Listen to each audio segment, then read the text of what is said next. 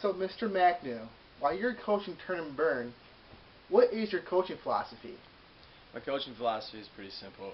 I want the kids to go out there and have fun. We have a younger age group of kids, so we're really looking forward for them to learn the fundamentals and really just take their time and don't just jump into the craziness of all competitive sports and it's all about winning. It's about learning the fundamentals of the game and really getting a good understanding of what lacrosse is all about and what it can bring on and off the field. Okay, so while I was out there watching Coach, I see you coaching younger kids. So, what is your coaching style while you're working with younger kids?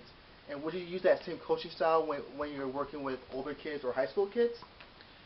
It's actually completely different. It's one of the fun things about coaching. You want to really try and just change your coaching style to who your audience is. And working with the younger kids, it's really kind of funny because they don't know all the basics. They don't have an advanced understanding. And when you've played at a collegiate level, you've coached high school, you've coached college, it's one of those things where you really have to just change the way you approach it because you can't just assume they know it. You really have to teach them every single thing. So it's all about slowing your process down because you're working at such a fast pace at the higher level and really making sure they understand the finer points, and then once they start to excel at those, then you can start to add more and more on, make sure it's at a slow process and you're not overwhelming them. Okay, that's very good, very good. Um, how do you motivate your players, like especially the younger kids? Like, how do you get them motivated to actually play lacrosse, not pick up sand or play in dandelions in the outfield? The biggest thing we had, and I actually learned this from the gentleman who actually runs the tournament organization, was Rob Horgan. He taught us just to reward the kids, and it's always fun. I remember playing like you got to do something fun. It was always made you want to do the right thing. So whenever the kids wouldn't be paying attention or they wouldn't be doing something, you just talk to them and be like, hey, do you guys want to play a game at the end like Duck Duck Goose, or they like to play this one game called Landmine. It's where they run around and get to chase each other. It's just little things like that can really motivate someone that's younger because to them, if they do something that's as easy as listening, then you can get them to do something. They get a reward at the end. You can get more out of them. Probably the best way to say it. During your inter squad scrimmages, how important is winning for each team?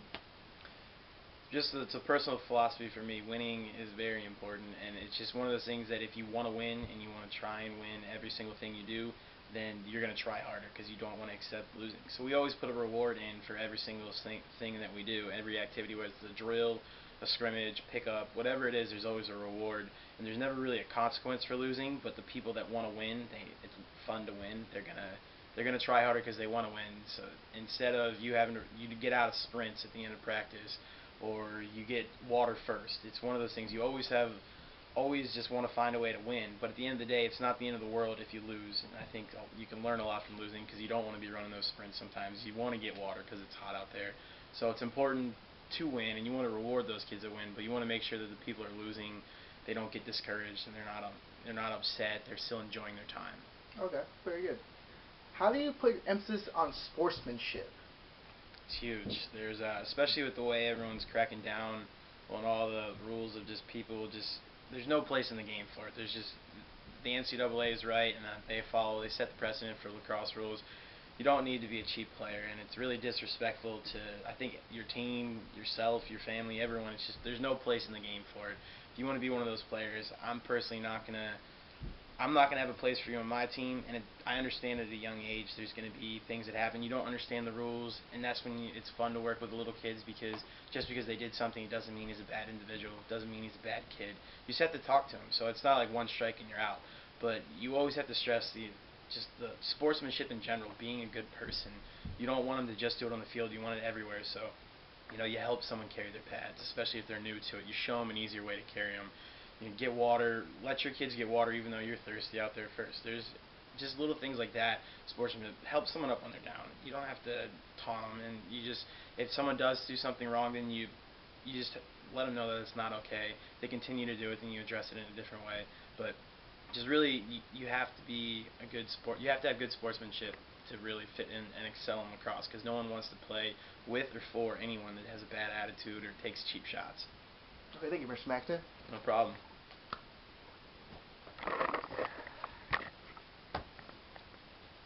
Is that easy? How you save? You know I know how to talk to me. I'm be like looking all over. I feel bad because I kept